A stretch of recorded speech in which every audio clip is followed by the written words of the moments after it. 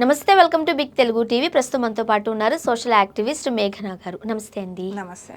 మేఘన గారు, miss world పోటీలు హైదరాబాద్లో, తెలంగాణలో జరగడంతో చాలా ప్రతిష్టాత్మకంగా తీసుకున్నాం. ప్రతి ఒక్కరం చాలా గర్వంగా కూడా ఫీల్ అవుతున్నాం. మిస్ వరల్డ్ పోటీలకి మన హైదరాబాద్, మన తెలంగాణ వేదికగా అయ్యింది అని. అండ్ ఇక్కడ ఉన్న సంస్కృతి సంప్రదాయాలు కావచ్చు, ఫుడ్ కావచ్చు, వాళ్ళకి పరిచయం చేయడం, మన కట్టుబొట్టు వాళ్ళ చేత మనం శారీ వేయించడం, ఇదంతా చాలా అంటే గర్వంగా, ప్రౌడ్గా ఫీల్ అవుతున్న ఈ తరుణంలో మిస్ ఇంగ్లాండ్కి సంబంధించిన అమ్మాయి అనుకోకుండా మాయమైపోయింది. ఆమె కనబడకుండా వెళ్ళిపోయారు. ఆమె ఇంగ్లాండ్ వెళ్ళిపోయారా లేకపోతే హైదరాబాద్లోనే ఉన్నారో తెలియదు, కానీ కనిపించడం లేదు. బట్ ఆమె కనిపించకుండా అంటే మాయమవ్వడానికి ముందుగా ఆమె చేసిన కామెంట్స్ ఇప్పుడు అందరినీ అవురా అనిపిస్తుంది. ఒకటి, స్పాన్సర్స్ని నేను సాటిస్ఫై చేయాలంట, నన్ను ఒక ప్రాస్టిట్యూట్లా చూశారు అని ఒక పెద్ద కమెంట్ పాస్ చేసి కనిపించకుండా వెళ్ళిపోయారు ఆమె. ఎక్కడికి వెళ్ళారో మనకి ఇంకా ఐడియా లేదు. ఓకే, ఫస్ట్ ఆఫ్ ఆల్ ఏం చెప్తారు? యాక్చువల్గా ఈ ఈవెంట్స్ కానీ, ఇప్పుడు ఏదన్నా ఈవెంట్స్ కానీ ఉన్నాయండి, ఇప్పుడు ఆమె చెప్పింది కరెక్టే ఉంది వర్డ్. ఎందుకంటే స్పాన్సర్స్ అంత స్పాన్సర్ చేసినప్పుడు వాళ్ళ విల్లింగ్ చెప్తారు, మాకు కొద్ది మందితో కమిట్మెంట్ కావాలి అన్నది. It's true.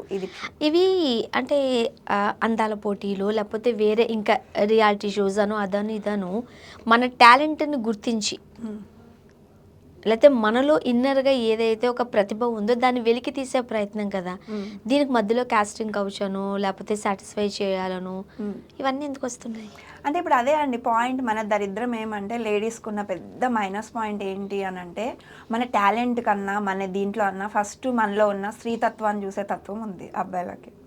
అందము అంటే వాళ్ళ దగ్గర డబ్బులు ఉన్నాయి, నేను ఇది ఇస్తా అంటే బిజినెస్ అనమాట. ఇప్పుడు నాట్ ఓన్లీ పోటీలని కాదండి, ఈవెన్ ఎంఎన్సీలో ప్రతి దగ్గర. ఇప్పుడు జైసు దగ్గర ఒకసారి ఒక డైలాగ్ కొట్టారు, అశ్లీలత అన్నది లేడీస్ ఎక్కడుంటే అక్కడ అశ్లీలత అనేది ఉంటుంది. ఎందుకంటే ప్రతి ఒక్కరికి ఏమంటే గివ్ అండ్ టేక్ అనమాట. ఇప్పుడు నిన్ను పైకి తీసుకురావాలి అంటే నువ్వు నాకు ఇది అవ్వు. ఇప్పుడు వాళ్ళు కూడా ఏంటి అని అంటే ఇప్పుడు అయ్యే వాళ్ళు అవుతున్నారు. ఇప్పుడు ఒకరో ఇద్దరు కొరస బయటకు వస్తారు, వాళ్ళకి ఇంకా జీవితమే లేకుండా చేస్తారు. ఇప్పుడు అందుకు ఏమైపోతుంది అంటే బాధలు పడుకుంటూ కాంప్రమైజ్ అయిపోయి చేశాక మళ్ళీ బయటకు వచ్చి చెప్తారు కొద్దిమంది, మన ఇండియన్స్ వల్ల అట్లా. ఇప్పుడు వాళ్ళు వేరే కంట్రీ వాళ్ళు కాబట్టి యాక్చువల్గా ఇలాంటి మిస్ వరల్డ్ దానిలలో ఇలాంటివి నాకు తెలిసి ఉండవు.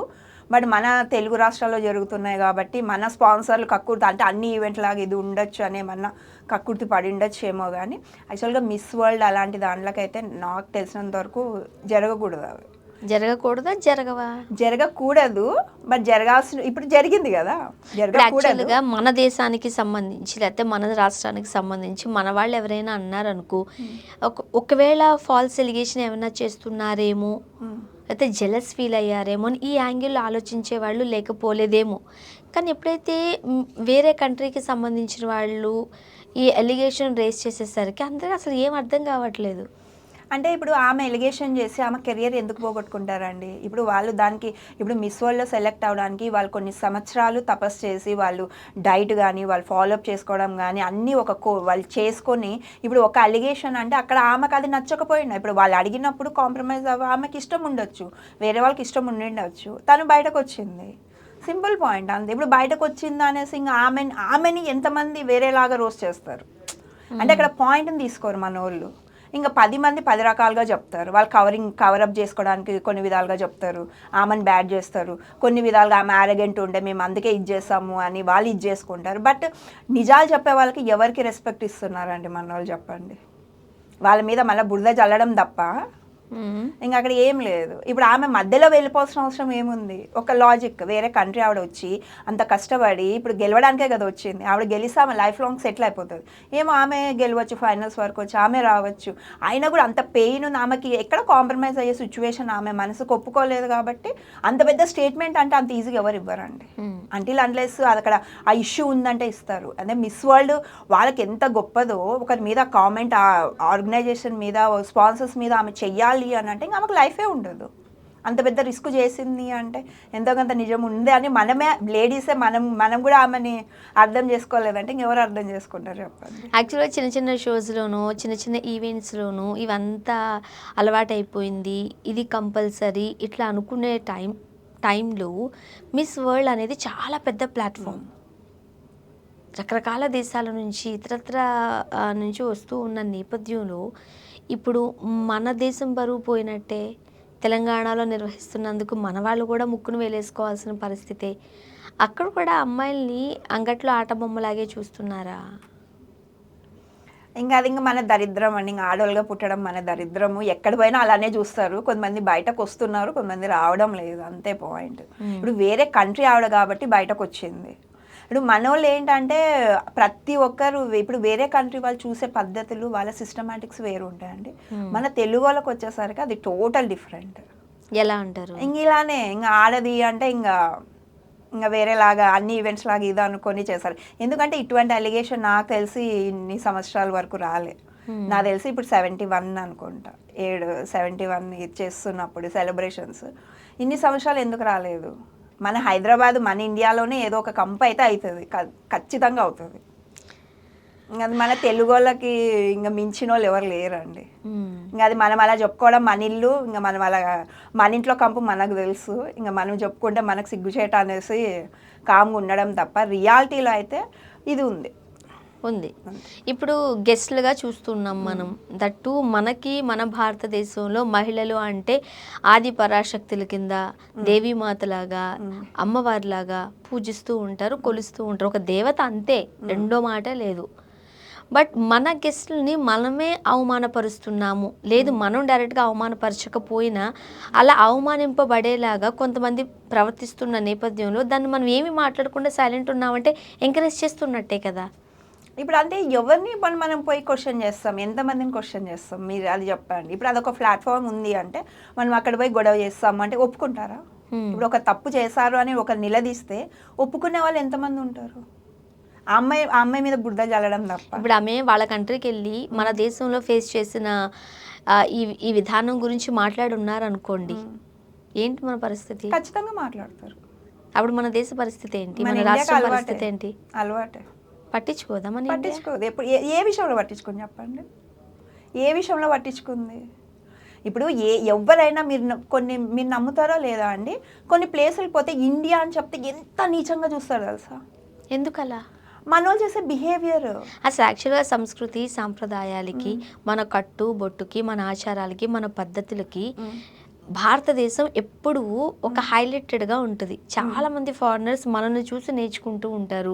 ఇక్కడికి చాలా మంది వచ్చి చీరలు కట్టుకుని గుళ్ళు గోపురాలు తిరుగుతూ ఉంటారు, మన సాంప్రదాయాల గురించి మాట్లాడతారు. ఎక్కడెక్కడో ఉన్న యువతులు మన ఇండియన్ అబ్బాయిల్ని పెళ్లి చేసుకుని ఇక్కడ ఇండియా వాళ్ళు అమ్మాయిలు ఎలా అయితే బిహేవ్ చేస్తారో వాళ్ళు అలా బిహేవ్ చేయడాన్ని మనం చూస్తూ ఉన్నాము, కాదంటారా? ఇప్పుడు పాయింట్ ఏమంటే సంస్కృతి సాంప్రదాయము అంటే ఎగ్జాక్ట్ సంస్కృతి అంటే ఏంటి చెప్పండి, డిఫైన్ చేయండి. అంటాం బట్ డిఫైన్ చేసేకి ఎవరికి తెలియదు.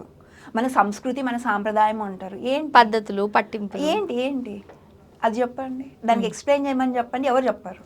నా పరువు పోయింది అంటారు. సరే పరువు పోయింది, మళ్ళీ నీకు ఎట్లా వస్తుంది పరువు? ఎక్కడైనా అంగట్లో దొరికే వస్తువా? మళ్ళీ ఎట్లా వస్తుంది?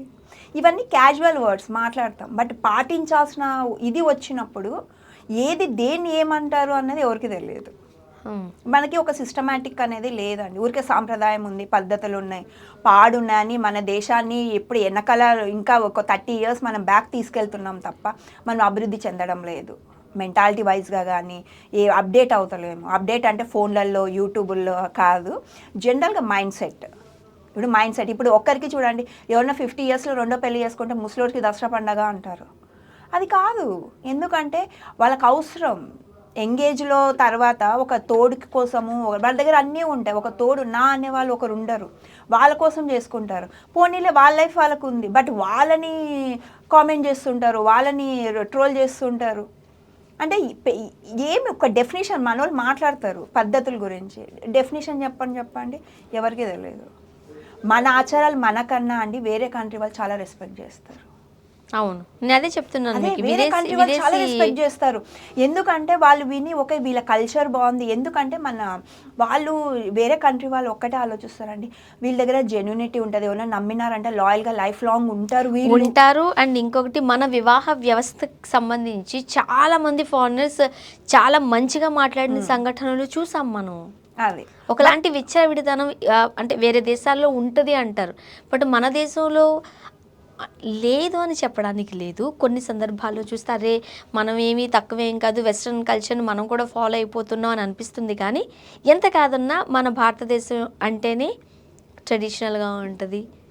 మళ్ళీ చెప్తాను, సంస్కృతి, సాంప్రదాయాలు, పద్ధతులు, ఫ్యామిలీ బాండింగ్స్ ఇవన్నీ మన దగ్గరే చూస్తూ ఉంటాం.